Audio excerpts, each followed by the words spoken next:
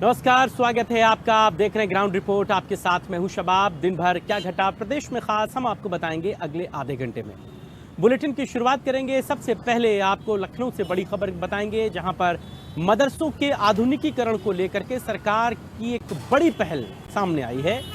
मदरसों को आधुनिक बनाया जाएगा, दीनी तालीम के साथ मदरसे मॉडर्न होंगे और मॉडर्न एजुकेशन का हब बनेंगे। एक हाथ में कुरान, दूसरे हाथ में कंप्यूटर का उद्देश्य है। मदरसों में अब मैथ, साइंस, कंप्यूटर को अनिवार्य तौर पर पढ़ाया जाएगा। इसके साथ ही साथ एनसीईआरटी के सिलेबस को भी मदरसों में जोड़ा जाएगा।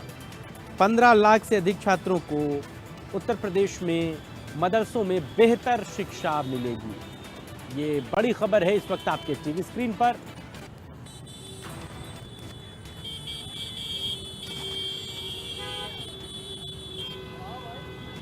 उत्तर प्रदेश में मदरसों के आधुनिकीकरण को लेकर बेहतर शिक्षा दी जाएगी। एक हाथ में कुरान और दूसरे हाथ में कंप्यूटर होगा। बच्चों को अब अनिवार्य रूप से मैथ, साइंस और कंप्यूटर को पढ़ना पड़ेगा। ये बड़ी खबर है इस वक्त आपके टीवी स्क्रीन पर।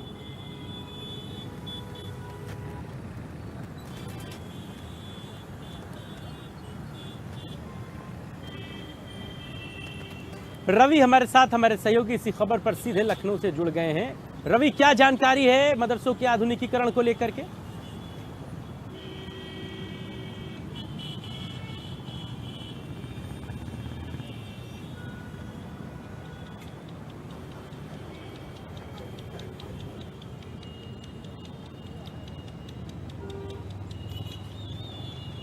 रवि, मेरी आवाज आप सुन पा रहे हैं?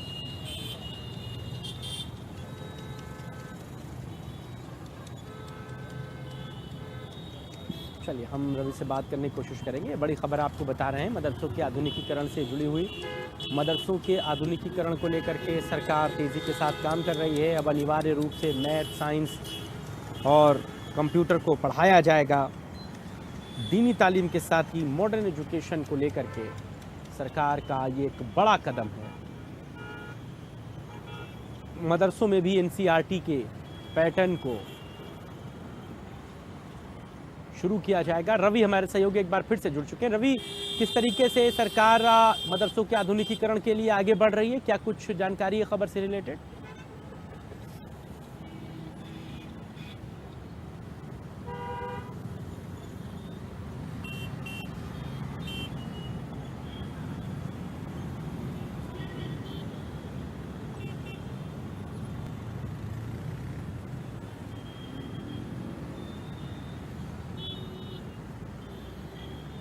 चलिए, थोड़ा तकनीकी समस्या है जिस वजह से रवि से बात नहीं हो पा रही। हम संपर्क करने की कोशिश करेंगे। तो ये बड़ी खबर आपको बता रहे हैं, मदरसों के आधुनिकीकरण को लेकर के सरकार लगातार काम कर रही है।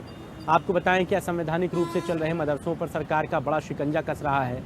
मदरसों में मिल रही शिक्षा की गुणवत्ता पर सरकार का बड़ा फोकस है। सरकार का बड़ा प्रयास यही है कि जो मदरसों में शिक्षा का स्तर है उसको बेहतर किया जाए, और इसी के लिए सरकार लगातार काम कर रही है।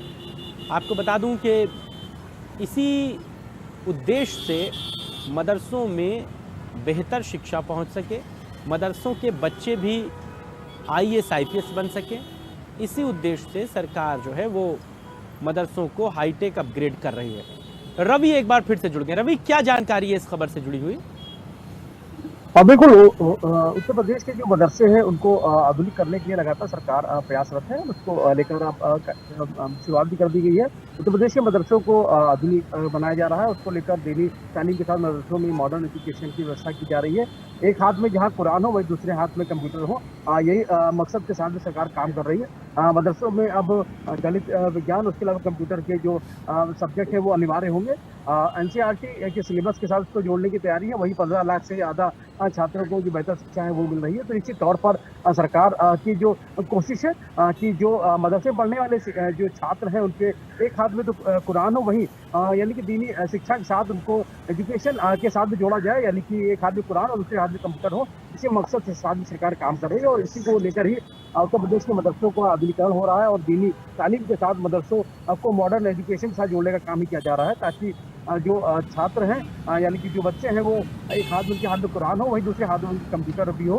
यही मकसद है सरकार का, और इसी को लेकर मदरसों में जहाँ गणित विज्ञान और कंप्यूटर अनिवार्य कर दिया गया है, वहीं एनसीईआरटी सिलेबस से भी इसको जोड़ा जा रहा है। वहीं करीब 15 लाख से ज़्यादा छात्रों को जो बेहतर शिक्षा है वो इसके जरिए मिलेगी थी। और साफ तौर से सरकार ये चाहती है कि शिक्षा के एतबार से मदरसों के बच्चे जो पिछड़ जाते हैं, उनका जो कॉम्पिटिटिव पैरामीटर्स होते हैं जिनमें वो पिछड़ते हैं, वो भी पूरे हो सकें, वो भी आईएएस आईपीएस बन सकें। कोशिशें इस तरतीब से चल रही हैं। बिल्कुल, इसी दिशा में सरकार काम कर रही है, और सरकार का ये भी कहना है दीनी शिक्षा जहाँ मिले, वहीं एजुकेशन के लिए जो भी चीज़ें ज़रूरत है उसके लिए तमाम सारे जो विषय हैं उन विषयों से भी बच्चों को जोड़ा जाए, और इसी को लेकर जो एनसीईआरटी सिलेबस इसको जोड़ने की तैयारी की गई। और शायद यही वजह है कि उत्तर प्रदेश मदरसों को आधुनिकीकरण किया जा रहा है। दीनी तालीम के साथ जो मदरसे हैं उनको मॉडर्न एजुकेशन के साथ जोड़ा जा रहा है, और उसके साथ ही मदरसों में जहाँ जो शिक्षा मिलती थी अब उसमें अब गणित, साइंस और कंप्यूटर भी अनिवार्य रहेगा। तो निश्चित तौर पर कहीं ना कहीं इससे बड़ी संख्या में छात्र लाभान्वित होंगे, और एनसीईआरटी के साथ सिलेबस के साथ उसको जोड़ने की तैयारी है। वहीं 15 लाख से ज़्यादा छात्रों को अब इसके चलते बेहतर शिक्षा है वो मिल सकेगी। ठीक है रवि, बहुत शुक्रिया इस पूरी बातचीत के लिए। आप नज़र बनाए रखिए, खबर पर आगे जो अपडेट्स होंगे फिर लौटेंगे आपके पास।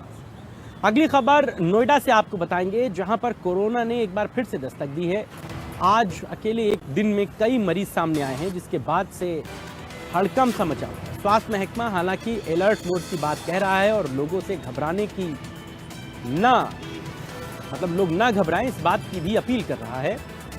बात यही है कि प्रदेश में कोरोना के 5 मरीज मिले हैं, गाजियाबाद से 4 और नोएडा से 1 मरीज मिला है। सभी पेशेंट में खांसी, जुकाम और बुखार के लक्षण हैं। फिलहाल नोएडा में जो महिला है उसको होम आइसोलेट किया गया है।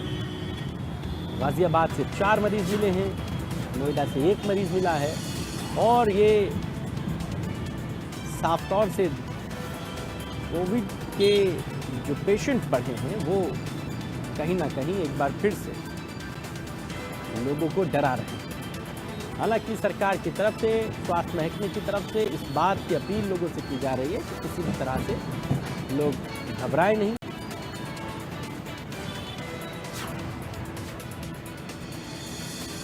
अनिल हमारे साथ गाजियाबाद से हमारे सहयोगी सीधे जुड़ गए। अनिल, क्या जानकारी है इससे रिलेटेड?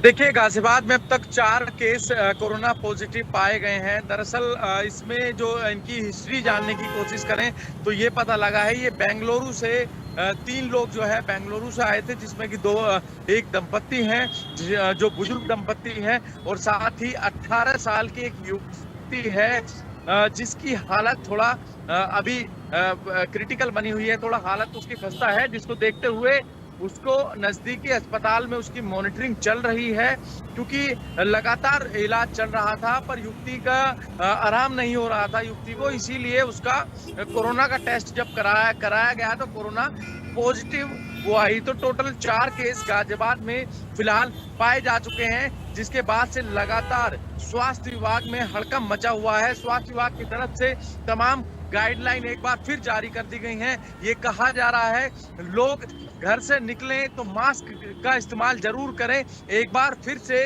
जो कोरोना के जितने भी गाइडलाइन थी उसका फॉलो जरूर करें, क्योंकि इस तरीके की हिदायत लोगों को दी जा रही है। पर साथ ही ये भी कहा जा रहा है कि जितना कोरोना पहला जिस तरीके से था, जब वेव आई थी 2020 में, जिस तरीका हाहाकार मचा था, उस लेवल का हालांकि कोरोना की सिम्टम नहीं है। सिर्फ और सिर्फ खांसी, जुकाम, इस तरीके की शुरुआत में ये लक्षण जो है ये आए। और ये जो 4 लोग हैं इन्होंने खांसी, जुकाम और इस तरीके की जो लगातार अपनी चीजें बताई। इनकी तरफ से जब टेस्ट कराया गया, क्योंकि गाजियाबाद के स्वास्थ्य विभाग की तरफ से टेस्ट कराए गए, तो इनके चारों के केस जो टेस्ट हैं पॉजिटिव निकले। उसके बाद से जो 3 लोग हैं उनको होम आइसोलेट किया गया है। अस्पताल में क्या तैयारी है अनिल? देखिए, अस्पताल की तैयारियां अस्पतालों में क्या तैयारियां हैं? ये आदेश कर दिए गए हैं, क्योंकि उत्तर प्रदेश के मुख्यमंत्री के भी साफ आदेश हैं। उनकी तरफ से कहा गया है जो स्थिति पहले बनी थी कोरोना के वक्त में, वो स्थिति अब नहीं बननी चाहिए। हम बिल्कुल तैयार रहेंगे, क्योंकि सांसों पर संकट उस वक्त आ गया था, लोगों को ऑक्सीजन नहीं मिल पाए थे। तो इसीलिए पहले से हिदायत दे दी गई है, जो गाजियाबाद के सीएमओ हैं या जिलाधिकारी हैं, उनकी तरफ से जो तमाम अस्पताल हैं उनको साफ तौर पर आदेश दे दिए गए हैं। उनसे कहा गया है कि आप अपनी तैयारियां पूरी रखेंगे। जो ऑक्सीजन की जो तैयारियां हैं, जो ऑक्सीजन का प्लांट है, उसको आप प्रत्येक हॉस्पिटल में अनिवार्य किया गया है। तो आप समझ सकते हैं पहले से अब आदेश कर दिए गए हैं। फिलहाल 4 केस आने के बाद लोगों को ये कहा जा रहा है पैनिक क्रिएट नहीं करना है, आपको सिर्फ और सिर्फ अवेयर होना है। जो नियम कानून जो पहले से फॉलो कर रहे थे कोरोना के वक्त में, वही आपको फॉलो करने हैं, तो आप बचे रहेंगे। ठीक है अनिल, आप नज़र बना के रखिए और जो जिम्मेदारियां सरकारी महकमों की हैं वो अपनी जिम्मेदारियों को भी दुरुस्त कर लें, पूरा कर लें। मरीज आना शुरू हो गए हैं लेकिन तैयारियां भी कंप्लीट नहीं हैं। ये भी एक बड़ा सवाल है पेचीदा कि किस वक्त आपकी तैयारियां पूरी होंगी। जब मरीज़ 5 की जगह 5000 हो जाएंगे तब आप अपनी तैयारियों को दुरुस्त मानेंगे। ये एक स्वास्थ्य महकमे के ऊपर बड़ी सवालिया निशान है। आप नज़र बनाए रखिए खबर पर, आगे जो भी अपडेट्स रहेंगे फिर लौटेंगे। अगली खबर तेंदुए के आतंक से जुड़ी हुई। प्रदेश के 2 शहरों में तेंदुए ने अपने आतंक का टेरर मचाया हुआ है। वाराणसी और श्रावस्ती में तेंदुए के हमले से कई लोग जख्मी हो गए। फिलहाल तेंदुए को ट्रैंक्विलाइज करने के लिए दोनों ही जगहों पर जो शिकारी हैं उनको बुलाया गया है वन विभाग से। ये बड़ी खबर है इस वक्त आपके टीवी स्क्रीन पर। वाराणसी और श्रावस्ती में तेंदुए की दहशत है। वाराणसी में 3 लोगों को तेंदुए ने अपना शिकार बनाया है। मौके पर ट्रैंक्विलाइजर और डॉक्टरों की टीम पहुंच गई है। श्रावस्ती में लोगों ने खेत में तेंदुए को देखा। वन विभाग के अधिकारियों ने फिलहाल लोगों से सतर्क रहने की अपील की है। रात बिरात सुनसान इलाकों में न जाने की लोगों से अपील की है। इसके साथ ही साथ रेकी चल रही है, ट्रैंक्विलाइज करने की कोशिशें की जा रही हैं तेंदुए को। वाराणसी और श्रावस्ती दोनों ही जगह तेंदुए को खोजा जा रहा है। बड़ी खबर है इस वक्त आपके टीवी। आकाश हमारे सहयोगी वाराणसी से सीधे जुड़ गए हैं। आकाश, क्या जानकारी है, कुछ पता चल पाया, ट्रैंक्विलाइज हो पाया तेंदुआ? जी बिल्कुल, देखिए अभी तक जो तेंदुआ है वो वन विभाग की गिरफ्त में नहीं आया, लेकिन वन विभाग के साथ साथ वाराणसी और जौनपुर के बीच जो वन विभाग की जो टीम है उन टीमों को बढ़ा दिया गया है। और जो ग्रामीण है वो अभी भी दहशत में है, क्योंकि अभी भी तेंदुआ वन विभाग की गिरफ्त में नहीं है। तेंदुआ पकड़ा नहीं गया। कहीं ना कहीं उनकी नींद आज भी हराम होगी, क्योंकि लोग सो नहीं रहे हैं, लोग दहशत में हैं। जब तक तेंदुआ पकड़ा नहीं जाएगा तब तक उनकी नींद नहीं पूरी हो पाएगी। जो ग्रामीण है वो बिल्कुल भी दहशत में है। हालांकि वन विभाग की टीम का ये कहना है कि तेंदुआ अभी हमारे रेंज से दूर है। हम लोग ड्रोन की सहायता से, उसके साथ ही लोगों को जागरूक कर रहे हैं कि कहीं तेंदुआ दिखे तो तुरंत 112 पे फोन करे, या फिर जो वन विभाग का जो नंबर है उससे सूचना दे, ताकि वन विभाग की टीम मौके पे पहुंचे। 4 से 5 गाँव पे लगातार रेस्क्यू जारी है, लगातार सर्च किया जा रहा है कि ये तेंदुआ इन गाँव से कहाँ जा सकता है। यदि गांव से बाहर निकलेगा तो शहर की तरफ जाएगा, और शहर की तरफ जाएगा तो और भी घातक होगा। अभी जंगलों में है, ग्रामीण क्षेत्रों में है, तो अभी भी पकड़ा नहीं गया है तेंदुआ। लेकिन नगर निगम की जो वन विभाग की जो टीम है लगातार तेंदुए पकड़ने के लिए रेस्क्यू ऑपरेशन कर रही है। और अब तक इस तेंदुए की जद में कोई आया, किसी पर हमला किया इसने? 3 लोगों की बात आ रही है सामने। देखिए सबब अभी तक केवल 3 लोगों की जानकारी हमारे पास भी है, क्योंकि आज किसी पे वो हमला नहीं किया है। और आज का केवल सुबह का एक फुटेज उसका जारी हुआ था, जो लोग भाग रहे थे, उसके बाद तेंदुआ अभी तक दिखाई नहीं दिया। वन विभाग का ये भी कहना है कि तेंदुआ शहर की तरफ जा सकता है, या फिर जो नींबू की जो खेती जहाँ पे होती है, जहाँ पे फूलों की खेती होती है, उन जगहों पे पतझड़ में जंगल टाइप जो एरिया होता है वहां पे छुप सकता है। लेकिन लगातार हम लोग जो रेस्क्यू ऑपरेशन है वो कर रहे हैं, वन विभाग का ये दावा है। और ग्रामीणों की यदि बात करें शबाब, तो ग्रामीण दहशत में है। इनका कहना है कि हम लोग इकट्ठे होकर चल रहे हैं, रात हो या दिन हो, और 25 से 30 की संख्या में चल रहे हैं, ताकि यदि तेंदुआ हमला करे तो एक दूसरे को सुरक्षित कर सके। यदि अकेले में चलेंगे तो तेंदुआ अपना शिकार बना लेगा। ठीक है, शुक्रिया आकाश इस पूरी बातचीत के लिए। आप नज़र बनाए रखिए और इस पर जो अपडेट्स रहेंगे फिर लौटेंगे आपके पास।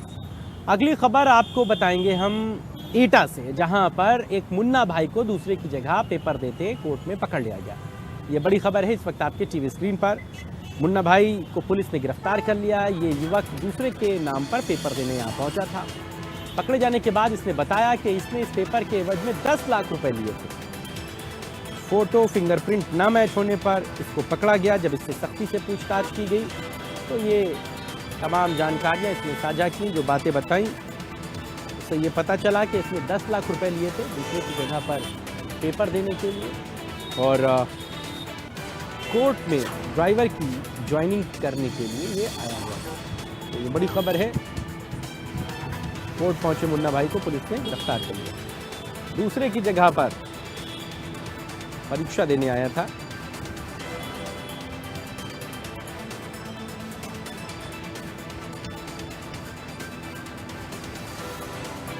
तो ये बड़ी खबर है इस वक्त आपके टीवी स्क्रीन पर। एटा से अतुल हमारे सहयोगी एटा से सीधे जुड़ गए। अतुल, क्या जानकारी है इस खबर से जुड़ी? बिल्कुल, आपको बता दें कि जो कासगंज में सामूहिक गैंगरेप हुआ था, इस मामले में आरोपियों को जमानत दे दी है कोर्ट ने। इसके साथ ही कोर्ट ने आरोपियों पर 5 शर्तें लगाई हैं, जिसके अनुसार जो आरोपी हैं वो बिना न्यायालय की मर्जी के देश नहीं छोड़ पाएंगे अपना पासपोर्ट। अतुल, आप किसी और खबर की जानकारी दे रहे हैं। आप रेप के मामले में जानकारी दे रहे हैं, वो हम खबर आपसे पूछेंगे। ये एक जो मुन्ना भाई अरेस्ट हुआ है दूसरे की जगह पर पेपर देने जो आया था, इस पर क्या जानकारी? जी जी बिल्कुल, ये असल में इलाहाबाद हाईकोर्ट के निर्देशन में एक 26 अप्रैल को विज्ञप्ति जारी हुई थी, जिसके अनुसार एक ड्राइवर की भर्ती हुई थी। और जानकारी ये है कि इसमें आगरा के टेढ़ी बगिया निवासी मनोज ने, इस जो व्यक्ति है, इसके जगह पर परीक्षा दी। परीक्षा के साथ साथ जो इसका मेडिकल है, इसको भी मनोज ने ही करवाया। बाद में जब आज ये आरोपी न्यायालय में जब नियुक्ति पत्र लेने पहुंचा, तो जब बायोमेट्रिक सिस्टम हुआ तब इस घटना का खुलासा हुआ। तब ये पता चला कि जो परीक्षा थी उसमें सेंध लग गई, और सेंध लगने के बाद फर्जीवाड़े के तहत इसकी नियुक्ति दी गई। इस पूरे प्रकरण में जो न्यायालय की सुरक्षा टीम थी उसने इसको हिरासत में लिया। हिरासत में ले जाने के बाद खुद जो न्यायालय के नाजिर थे वो इसको लेकर कोतवाली नगर पहुंचे, जहां इसके खिलाफ धोखाधड़ी, परीक्षा में सेंधमारी और सार्वजनिक परीक्षा नियमावली के तहत मामला दर्ज किया गया है। और फिलहाल आरोपी सलाखों के पीछे है। जी ठीक है, शुक्रिया। आप नज़र बना रखिए, फिर लौटेंगे आपके पास। अगली खबर बर्ड फ्लू से जुड़ी हुई। कानपुर और गोरखपुर के चिड़ियाघरों को फिलहाल बंद रखा गया है, और बर्ड फ्लू के एहतियात को देखते हुए तमाम तरीके से चिड़ियाघरों में भी एहतियात बरते जा रहे हैं। पूरे चिड़ियाघर परिसर को सैनिटाइज कराया जा रहा है। पशु पक्षियों की बीट से फैलने वाले इस वायरस पर बहुत एहतियात बरता जा रहा है। कानपुर चिड़ियाघर में सैनिटाइजेशन का काम जारी है। वन और पशु विभाग को अलर्ट रहने के लिए कहा गया है। चिड़ियाघर के सभी कर्मचारियों की भी जाँच हो रही है। फिलहाल जिनकी जांच हुई है वो अभी तक निगेटिव आए हैं, और गोरखपुर में 5 और वन्य जीवों में वायरस मिला है। काकाटेल, बाघिन, 2 तेंदुआ शावक, गिद्ध कोरोना पॉजिटिव पाए गए हैं। सुशील हमारे सहयोगी इसी खबर पर गोरखपुर से जुड़ गए हैं। सुशील, क्या हालात हैं वहां पर, किस तरीके से बर्ड फ्लू से निपटा जा रहा है? देखिए, अब बर्ड फ्लू को लेकर के चिड़ियाघर प्रशासन भले ही सख्त है, लेकिन शायद ये सख्ती पहले होती तो शायद इतने जो है वायरस इतनी तेजी से चिड़ियाघर में नहीं फैला होता। फिलहाल जो भोपाल की रिपोर्ट आई है, उसने अभी तक जितने भी जानवरों के रिपोर्ट गए हुए थे सैंपल के लिए, उन सब में जो है पॉजिटिव पाया गया है। और ऐसे में अभी आज की बात बताऊं आपको, तो आज 5 और अन्य जानवरों में जो अन्य वन्य जीव जानवर हैं, उनमें जो है ये जो है बर्ड फ्लू का रिपोर्ट पॉजिटिव है, वो पाया गया है। ऐसे में आप समझिए कि ये वायरस जो है लगातार फैलता जा रहा है, तेंदुए से लेकर के बाघिन, और उसके बाद से जो है 2 पक्षियों में भी जो है ये पूरा वायरस मिला है। तो इसको लेकर लगातार सैनिटाइज किया जा रहा है पूरे चिड़ियाघर को। एक व्यक्तियों को जो है पीपी किट अंदर पहन के ही जाने की इजाजत दी जा रही है। लेकिन कहीं ना कहीं जिस तरीके से बर्ड फ्लू का कहर जो है चिड़ियाघर में बरपा है, वो थमने का नाम नहीं ले रहा है। और ऐसे में जितने भी अभी मौतें हुई थी वन्य जीवों की, जिसका रिपोर्ट भोपाल गया था, उन सभी में जो है पॉजिटिव रिपोर्ट आया है बर्ड फ्लू का। तो कहीं ना कहीं गंभीर विषय है, चिंता का विषय है। और ये भी माना जा रहा है कि आने वाले समय में, अभी चूंकि 27 तक चिड़ियाघर बंद है, लेकिन जैसे ही लगातार जो है ये रिपोर्ट पॉजिटिव निगेटिव के बजाय लगातार पॉजिटिव आ रही है और वन्य जीवों को अपने चपेट में ले रही है, तो ये चिड़ियाघर का जो बंद होने की जो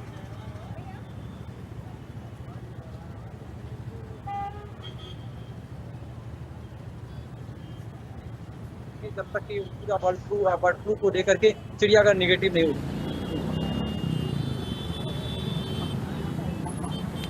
ठीक है, बहुत शुक्रिया इस पूरी बातचीत के लिए। आप नज़र बना रखिए, खबर पर आगे जो अपडेट्स रहेंगी फिर लौटेंगे। बहुत शुक्रिया इन तमाम जानकारी। अगली खबर गाजियाबाद से आपको बताएंगे, जहां पर एक पति ने अपनी पत्नी पर तेजाब फेंक दिया।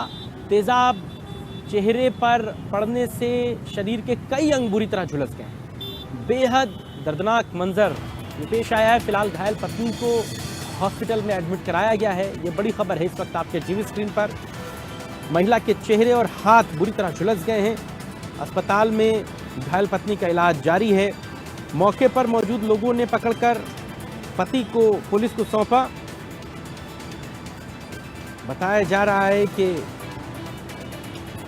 जो पत्नी थी वो अपने घर में नहीं थी जब ये पति वहां पर पहुंचा। इसी बात से नाराज पत्नी के ऊपर उस युवक ने तेजाब फेंका। ये बड़ी खबर है इस वक्त आपके टीवी स्क्रीन।